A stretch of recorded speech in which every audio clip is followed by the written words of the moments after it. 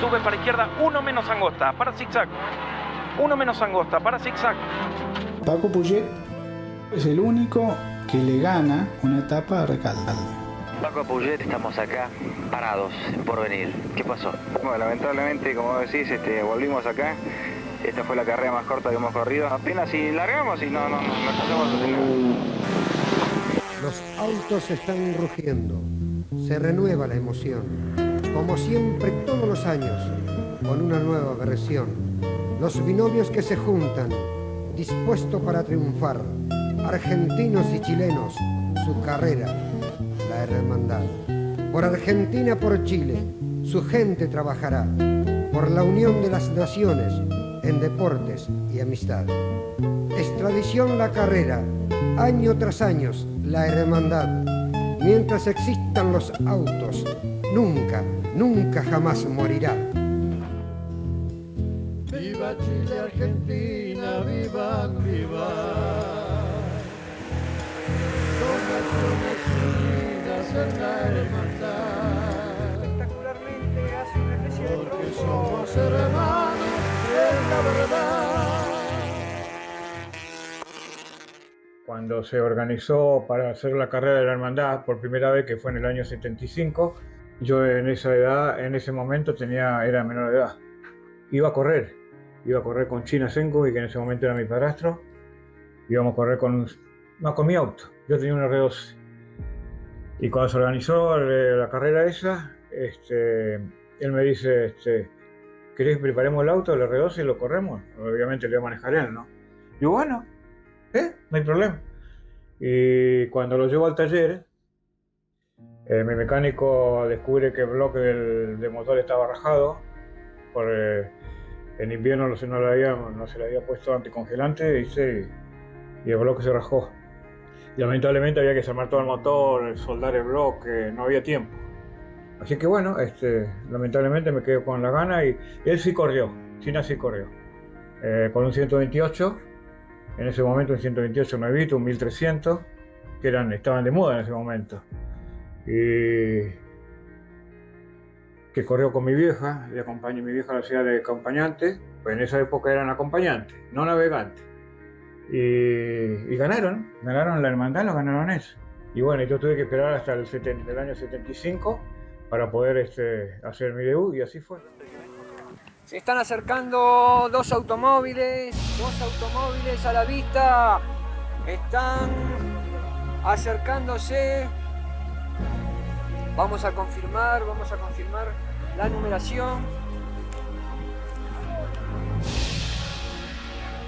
Aparentemente el primero sería un 147.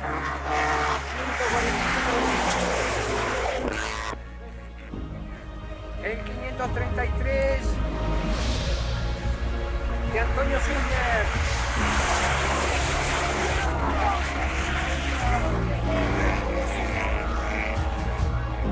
De la categoría Daniel Ibarra, representante de Río Grande. Sí, la velocidad ya me gustaba.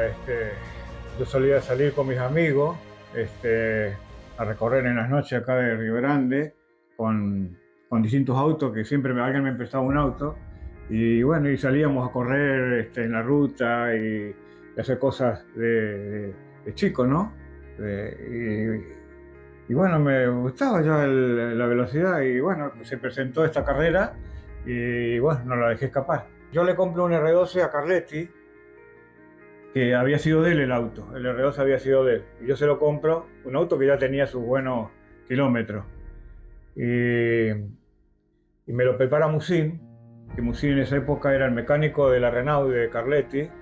Él hacía todo el servicio de los Renault, y como yo tenía Renault, bueno, hicimos una amistad con Musin, y le digo que voy a correr la carrera de la hermandad.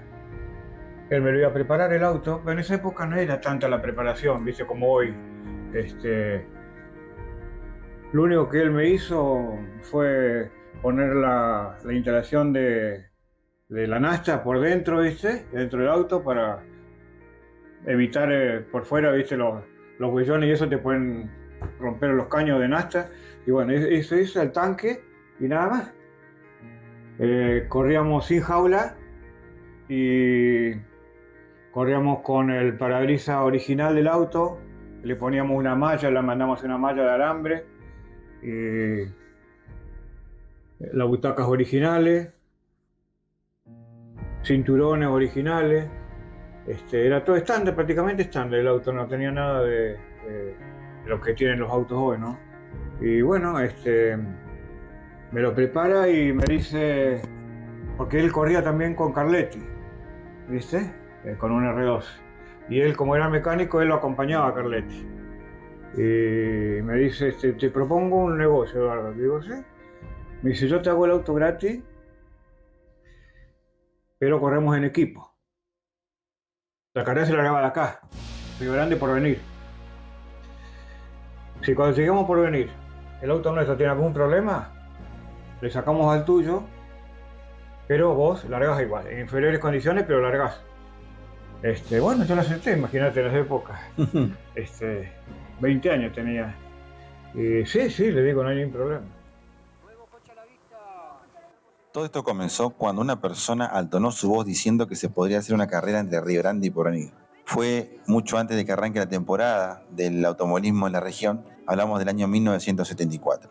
Después de escuchar esto, no fue muy difícil idearla o darle forma, ya que se tenía la idea de hacer algo parecido entre ambas ciudades.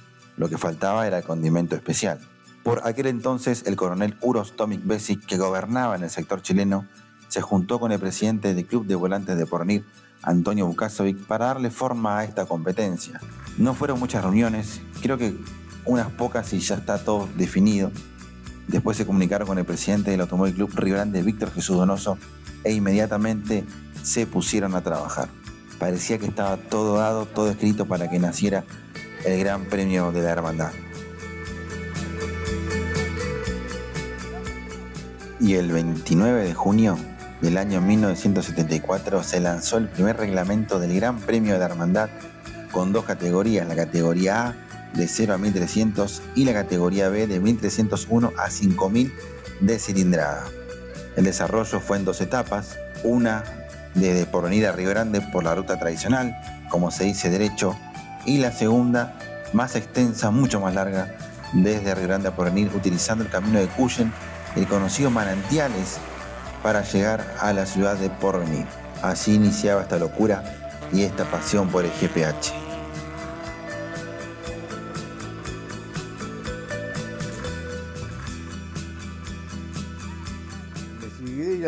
Después, en aquellos años, vos te ibas de acá a laburar y te cruzabas enfrente, como me crucé yo a la Ford y me tocó laburar en un ambiente donde Paco, que realmente había un ambiente casi, era tú porque estaba ahí, trabajaba Jackie, entonces era todo automovilismo, ¿me entendés? Y yo, por ejemplo, con Condorito, el 74 andábamos mirando los autos de carrera que habían corrido por primer año, o sea, en los pocos talleres que había en aquel entonces. Y Condorito ya en el 75 creo que largó, 75 o 76 parece que largó. Entonces hay un montón de cosas que si vos me decís es parte de la historia. Ahora voy a contar mi historia nada más, porque si fuera parte de la historia te podría resumir todo desde un principio hasta donde me acuerdo más o menos, o sea. Y vi carreras en el autódromo de Marcos Laus y de Carco y ¿me entendés? Y de todos esos pilotos que para nosotros eran nuestros ídolos. Luego te digo yo, mi niñez era de jugar con un autito de madera que hacíamos y lo tirábamos y nos nombrábamos. Uno era Mario Vitelli, el otro era Philipson, cosas así. Entonces esos eran nuestros ídolos que nosotros lo teníamos en mente nada más. No es que no lo conocíamos, pero yo sí, por ahí, como te digo, el 74, antes del 74 laburaba con Chamaco y Chamaco nos llevaba al autódromo por ahí a clavar cubierta. No sé, nos llevaba 2, 3 que trabajábamos con él y íbamos a cargar, y ahí por ahí veíamos los que llegaban de Chile probando. Y vos sabés que yo siempre cuento se lo conté hace como un par de años cuando fui a Punta Arenas, se lo conté a Pablito Carcoy. Un día al viejo Carcoy se le rompe el radiador. Chamaco me dice, Silvio me dice, llévalo, andate con el señor Carcoy, andate a Slumber. En Slumber trabajaba Juancito de Gratis. Y no sabés lo que era para mí venir sentado adentro de ese auto de Carcoy con lo ídolo que era para nosotros, ¿viste? Era como alcanzar el cielo con las manos, una cosa así. Para mí fue inolvidable eso. Entonces, hay mucho, o sea, me amé mucho el automovilismo, o sea, me gustó el automovilismo, no lo hice solamente porque quise decir, a ver, voy a correr la verdad para ver qué es. Mi historia mía era de querer el automovilismo, o sea, de siempre decir, ojalá que alguna vez lo pueda correr, o sea, ¿me entendés? O sea, todos estos En la época mía era mucho más difícil. Sí. Era mucho más difícil.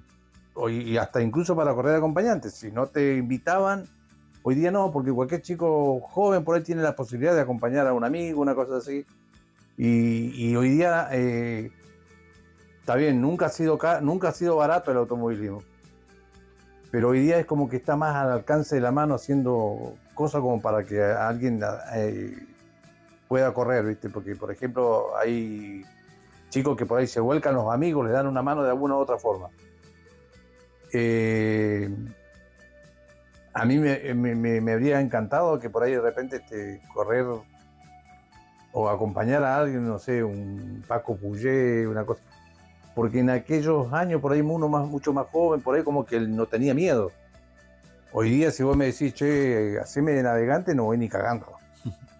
Porque no voy ni cagando, o sea, yo te digo, mi primer navegante fue Juan Carlos Anglada.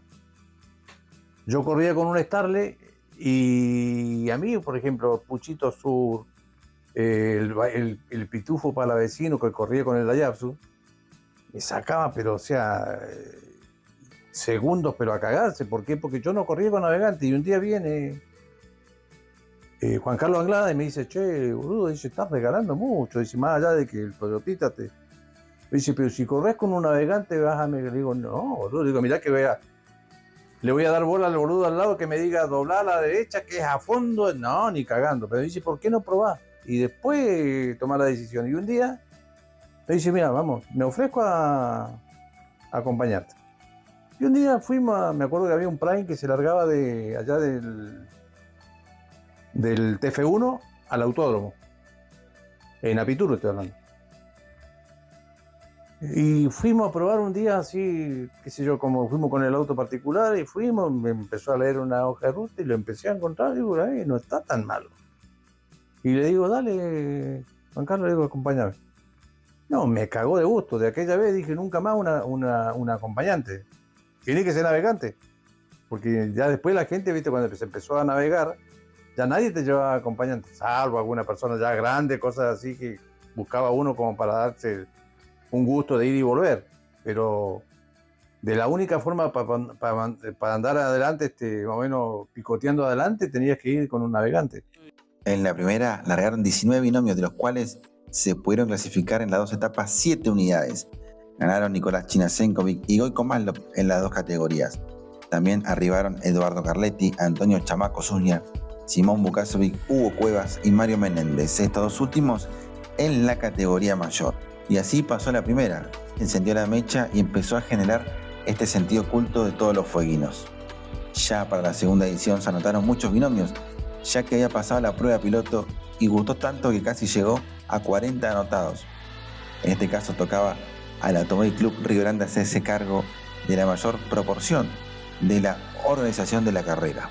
En la segunda edición repite China en la categoría menor, después de una gran lucha con el Colorado Carletti, que también, sin darse cuenta, iniciaban un clásico entre ellos dos y el duelo de marcas Fiat y Renault, mientras que en la categoría B gana de manera contundente Ivo Milovic con su Chevy. Repasamos las categorías. En la categoría el segundo fue Jorge Tagle, tercero Eduardo Carletti, cuarto Juan Maslov, quinto Eduardo Chipani, sexto Néstor Nogar, séptimo José Luis Cabezas y octavo Gustavo Cobian. En la categoría B de Traigo Milovic terminó Ruggero Preto, tercero Alberto Bonifetti, cuarto Juan Carlos Castillo, quinto Javier Puget, sexto Juan Carlos Real, séptimo Luis Veros con su Ford. Así arrancábamos los primeros años del Gran Premio con la aparición de apellidos que serían parte de la historia del GPH. Ya para el año 1976 hubo una modificación en el reglamento y teníamos 3 categorías, la A de 0 a 1000, la B de 1001 a 1300 y la C de 1301 a 5000. Para el 77 ya teníamos la victoria de 2 hermanos en diferentes categorías. Hablamos de Ruggero Preto en la categoría B con su 128 y en la categoría C a Constante Moreno Preto con su 125. Y aparecían otros apellidos de terribles pilotos, como Héctor Perrone, ganador de la categoría A, Mario Velázquez, Gastón Almonacid, Roberto Orellana, Víctor Condorito Muñoz, René Díaz, Carlitos Romero, Marcos Lausig, Orlov Dubro, por nombrarte algunos. Y como pasa en todos lados, cuando algo crece también aparecen las complicaciones, pero eso lo vamos a ver en otro capítulo. Acuérdense lo que pasó en el 78, entre las 2 ciudades, 2 países, ambos en dictadura, pero con un conflicto bastante antiguo. Tuvo que intervenir el Papa para que se dejen de huear. En el 79 aparecía el poderoso Oreste Boniccioli con su Toyota Starlet totalmente negro. También aparecía en la categoría B Iván Kumani. También aparecía Roberto Orellana, se cambió de categoría. Ignacio Zumbrán con su 504 en la categoría mayor. Y Chamacos Juniors navegados por Eduardo Carletti. ¿Sí? ¿Lo tenían a Colorado navegando? Y ya entrábamos a los locos 80. Bueno, cuando estamos preparando el auto en una noche, había que ir al sorteo de los autos, ¿no? Y como yo estaba trabajando, no pude ir y estaba Carletti. Y le digo a Carletti, ¿usted va a ir? Sí. Le digo, ¿me puede sacar a mí el numerito mío? Sí, no hay problema. Digo, yo te saco el número. Bueno. Y se fue al sorteo. En esa época se ponía en un sombrero, se ponían todos los numeritos, ¿viste? Y cada uno sacaba el número y era el número que te tocaba para alargar.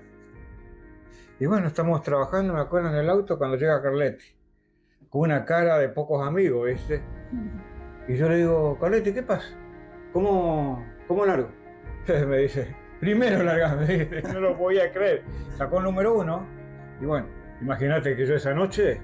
¿No dormiste? No pude dormir. Era mi primera carrera, nunca había corrido. No sabía lo que era una carrera, no tenía idea. Y largar primero. Oh.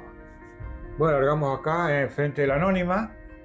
Ahí está la Escuela 2 y la Anónima, ¿viste? Ahí en San Martín y Verano. Sí, ahí largábamos, ¿viste? Hacia el aeropuerto, de ahí seguíamos a María Betty. Y bueno, fue cosa, no sé, yo hoy me pongo a pensar y cosa de loco, era porque en esa época había nieve, teníamos barro, había de todo. Y nosotros con cubierta común, porque la cubierta con clavo no se conocía. La Fate común que vendía Autosur, y había que arreglársela. Uno tenía que improvisar sobre el momento, ¿viste? El tipo de manejo que tenía que hacer en ese momento, ¿no? Y bueno, largamos primero y largamos, ¿viste? Yo largué como loco. Y las primeras curvas que hicimos acá en Aeronaval, ya habíamos hecho un trompo.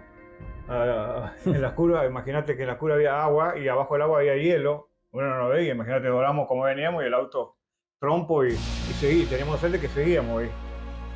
Y bueno, llegamos a F1, yo seguía primero, el motor mío estaba semifundido. Entonces Musim me había dicho, y si vos lo tirás más de 5000 vueltas, no vas a llegar. Tenés que cuidar mucho el auto. Bueno, ¿qué? Yo una vez que estaba arriba del auto, 6000, 7000 vueltas, le tiraba, viste, que sea todo o nada, ¿viste? Bueno, y sabíamos que teníamos que hacer 2 paradas a poner aceite, viste. Me acuerdo que mi acompañante llevaba ya la latita que se vendía en esa época, la latita de aceite, ya la llevaba abierta, la abría en el momento, y se bajaba, ponía el aceite, y seguíamos, viste. 2 paradas hicimos. Una en San Sebastián y la otra en Cuyen. Y me acuerdo que en Cuyen cuando... No, miento. Sí, en Cuyen fue, pero después más adelante se sale el escape. se me sale el escape, ¿viste? Y se atraviesa el escape y empieza, imagínate, a sonar, a hacer ruido. Tengo que parar a tratar de sacarlo. Y cuando paro, yo escuchaba ya el ruido del que venía atrás mío, ¿viste? Y yo le digo a mi pobre navegante, le digo, apurate, sacar el escape, le digo que ya no van a alcanzar. Imagínate el escape caliente. Sí. Pobre, no lo podía, se quemaba. Yo a la puteada, ¿viste? Hasta que lo sacó, ¿viste? Bueno, y seguimos, imagínate el ruido adentro del auto.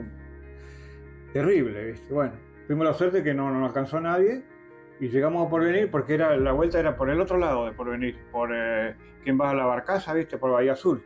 Me acuerdo que estaba toda la orquesta esperando, el primer auto era el mío, ¿viste? El primer auto en la ruta. Y bueno, tremenda fiesta cuando llegamos, la gente, todo nos sacó el auto en la alza, ¿viste? Y bueno, la verdad que uno estaba medio, yo no lo podía creer, digo, como nadie me alcanzó, nadie me pasó, no lo puedo creer. Corría Carletti, todos pilotos, los Pretos, pilotos de renombre, de Punta Arenas, Mini Cooper. Me acuerdo que una Mini Cooper largó atrás mío y yo digo, los Mini Cooper andan un montón. Digo, esta Mini Cooper, apenas larguemos, esta me pasa. Entonces digo, ¿qué pasó? Digo, qué raro que no me pasó. Claro, se equivocó acá y agarró para Ushuaia. Claro, en vez de doblar hacia María Betty, dobló para Ushuaia, camino a Ushuaia. Y bueno, llegamos a Porvenir y le digo a mi acompañante, le digo, no puede ser que nadie nos pasó, nos habremos equivocado camino, no, estaba bien. Y bueno, al rato llega Carletti y después llega China tercero con 128, en otro con R12 con Carletti y el Carletti y el mío. Bueno, imagínate que para mí fue una fiesta, no lo podía creer, mi primera carrera y ya había llegado primero a Porvenir.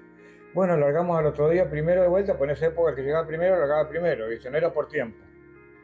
Y bueno, gracias a Dios no hubo el auto Carletti llegó intacto, no hubo que tocar nada, el mío no hubo que tocar, el mío llegó en una buena lavada nada más fue y listo. Largamos al otro día primero y ahí fue el error que cometí que hasta el día de hoy no lo puedo creer. Hasta el día de hoy, pasaron ¿cuántos años? Pasaron de 75 a ahora y todavía... 50. ¿Vos podés creer que me acuerdo todos los días? Sí. Cuando estoy así solo, ¿viste? Me acuerdo, impresionante. Bueno, largué primero y entre las dos fronteras lo veo por el espejo a Carletti, que viene atrás mío. Como corrieron en equipo, y eso que yo tenía el auto semifundido, imagínate, no me pudo alcanzar de Porvenir hasta San Sebastián, no me alcanzó. Entonces cuando yo lo veo, yo levanto y le hago señas que pase primero. Por eso corremos en equipo. Bueno, él pasa y me engancho atrás de él y no me despego atrás de él. Y llegamos acá a María Betty y la bajada, antes de llegar a María Betty, una bajada brava que hay, en esa época era un barrial terrible, ¿viste? Unos huellones, las máquinas y los camiones que trabajaban ahí con el petróleo te dejan unos huellones impresionantes. Y Carletti, en vez de tirarse al costado sobre el alambrado, ¿viste? Se tira en el medio y queda colgado el auto. Quedó colgado y no lo sacaba nada. Entonces cuando yo aparezco y él me ve, me hace seña que pare, ahí fue el error mío. Cuando yo lo veo, yo como vengo, me tiro contra el alambrado, ¿viste? Y iba a pasar. Y paro el auto para ayudarle. Claro, cuando paré el auto, no iba ni para atrás ni para adelante, ¿viste? No había barro, pero estaba todo, ¿viste? Mojado y el auto no me respondía. Bueno, en eso aparece China, que venía con mi vieja. Y claro, China vivo, ¿no? Eso es lo que yo tendría que haber hecho. Cuando nos ve a nosotros ahí que estábamos parados, acelera, se tira donde estaba yo, sobre el alambrado y nos pasan el aire, ¿viste? Y llega primero y gana la carrera, la gana él. Y bueno, yo le sigo dando al auto.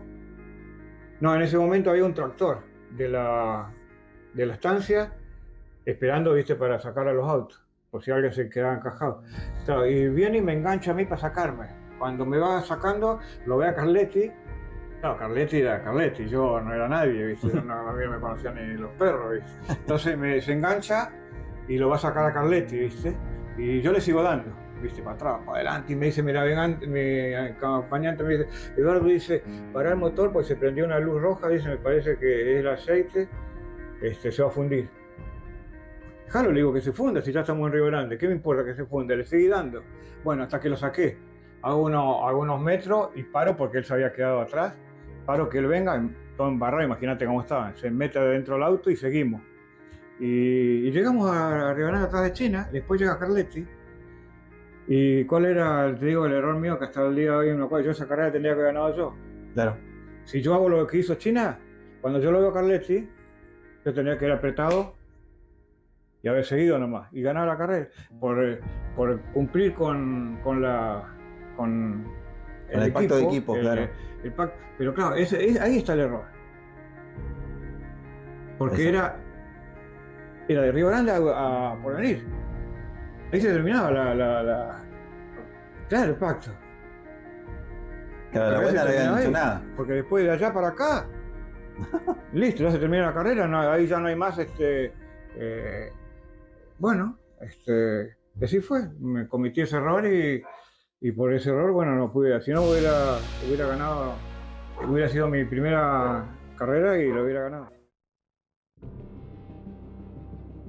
Qué locura, ¿no?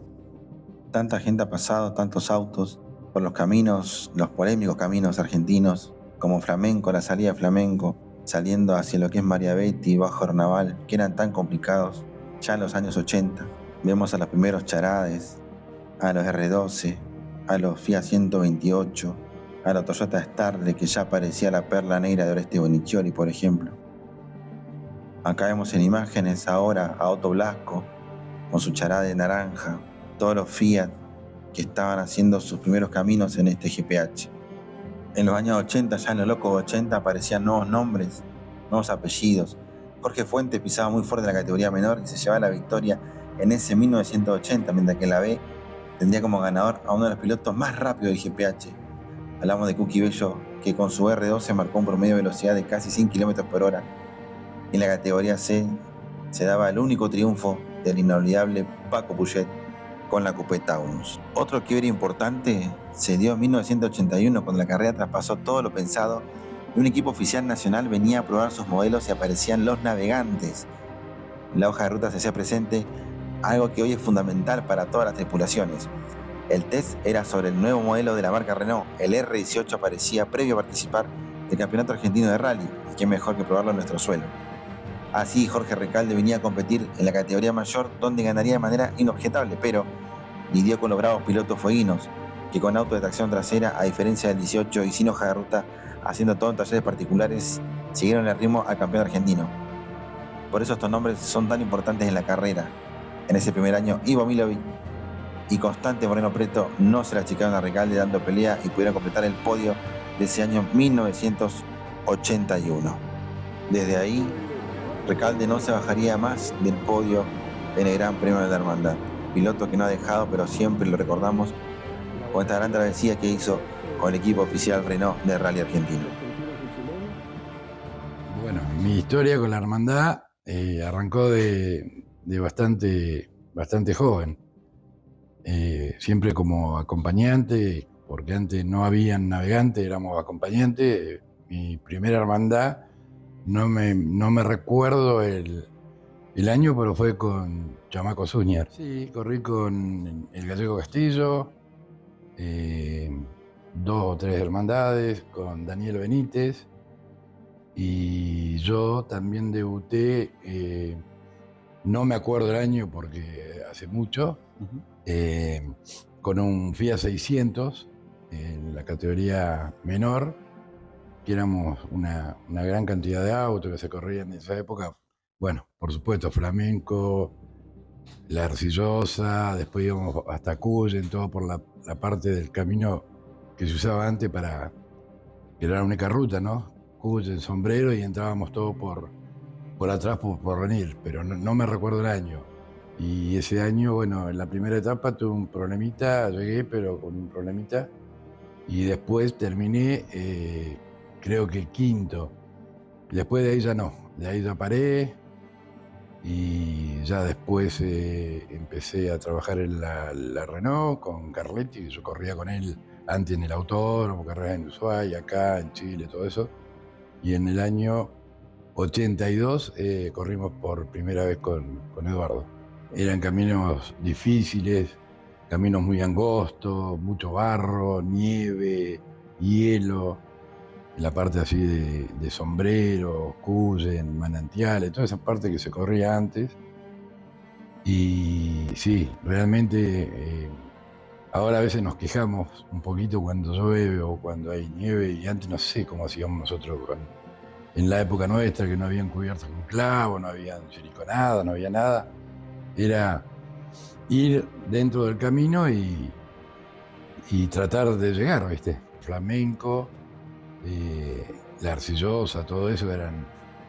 Bueno, se siguen viendo imágenes de esas épocas que estoy hablando, y lo que pasa es que nosotros trabajábamos mucho, ¿viste? Trabajábamos en la ruta, íbamos, nos instalábamos, nos metíamos, dejábamos los autos afuera y caminábamos para ver por dónde estaba el lugar, ¿viste? Porque por más que había gente y todo, a veces llegaba y te encontrabas con 4 o 5 autos. Yo tuve la suerte de toda la vida, de los años que he corrido, como acompañante, como navegante, como piloto, tuve la suerte de haberme quedado una sola vez en el camino por una rotura de un elemento del auto, nada más. Después siempre tuve la suerte de llegar.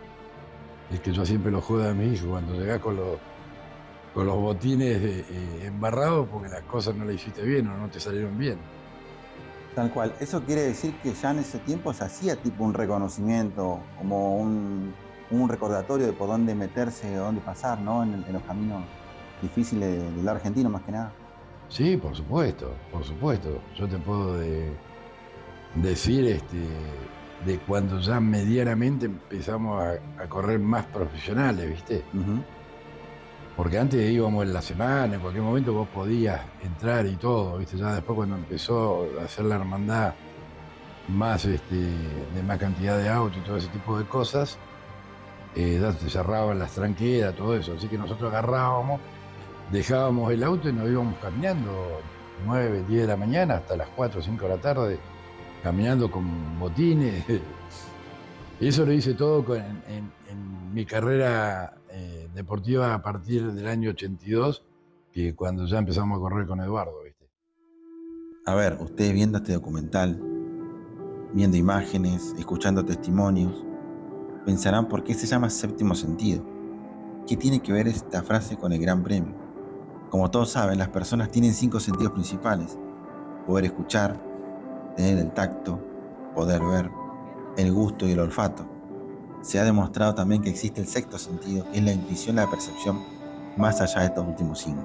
Pero yo creo que en nuestra tierra, nosotros los fueguinos hemos creado el séptimo sentido, que va más allá del entendimiento lógico al ojo de la persona común. Creamos una pasión que supera cualquier límite, supera cualquier amor u otro sentimiento. Creamos el sentido que engloba la pasión que sentimos los fueguinos por el Gran Premio de Hermandad. Por eso mencionamos sueños, imaginación. ¿Quién de ustedes no ha imaginado o ha pensado participar en un Gran Premio? ¿Quién no ha acompañado a alguien que ha corrido? Se pueden ir a vivir lejos, pueden cambiar de todo, pueden vender su auto de carrera, pueden vender su buzo, sus cascos, pero siempre, muy al fondo, ustedes piensan en volver, piensan en estar. Dicen que este es el último año, que les fue mal, que la carrera es ingrata, que no la trata bien, pero siempre piensan en estar. ¿Y eso cómo lo puedo describir? ¿Es pasión? Sí, hay mucha pasión, pero esto es distinto, es muy distinto. Es la pasión por una carrera. ¿Cómo le explicás a alguien que vos pedís vacaciones para irte a esta carrera? ¿A correrla o a verla o ir de auxilio? No te entienden. Cuando le contás que desarmaste tu casa para hacer un taller y meter tu auto de carrera y poder armarlo tranquilamente ahí, no piensan, no se puede decir, porque no te creen, porque piensan que no existe, que estás inventando. O cuando aparece el otoño en Tierra del Fuego y ya decís, voy al taller un rato a dar una vuelta, ya en tu casa saben que arranca el hueveo, arranca el GPH. Y no solo por esos 3 días de competencia, sino el antes y el después, que es lo más lindo que dicen todos, es lo más lindo, lo más que se disfruta. Las hojas de ruta, los asados, los talleres, las juntadas. Entonces, ¿cómo explicas eso? Y a mí se me ocurrió denominarlo el séptimo sentido, que tenemos todos los fueguinos, que amamos esta carrera, que hemos llorado, hemos reído, hemos pasado casi momentos más difíciles que felices, pero acá estamos, presentes. Son 50 ediciones, 51 años de que estamos presentes con esta competencia. Qué loco, ¿no? Espero que sepan entenderme por qué lo llamo séptimo sentido.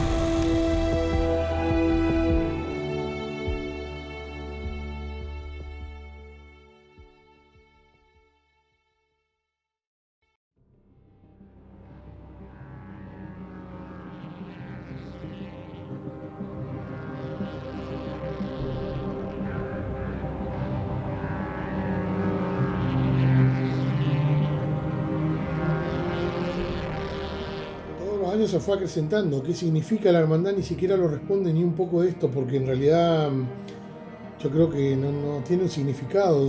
La hermandad se siente.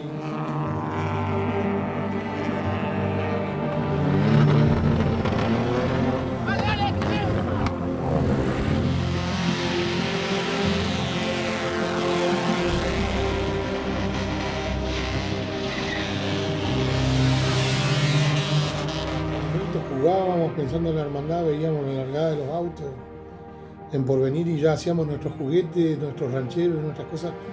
Siempre nuestra vida estuvo enfocada a ser un pueblo tan pequeño, ¿no? Y llegaba el momento en que explotaba cuando llegaba la hermandad. Entonces te producía muchas cosas, tratabas de ayudar a alguien, jugabas pensando en quién iba a ganar.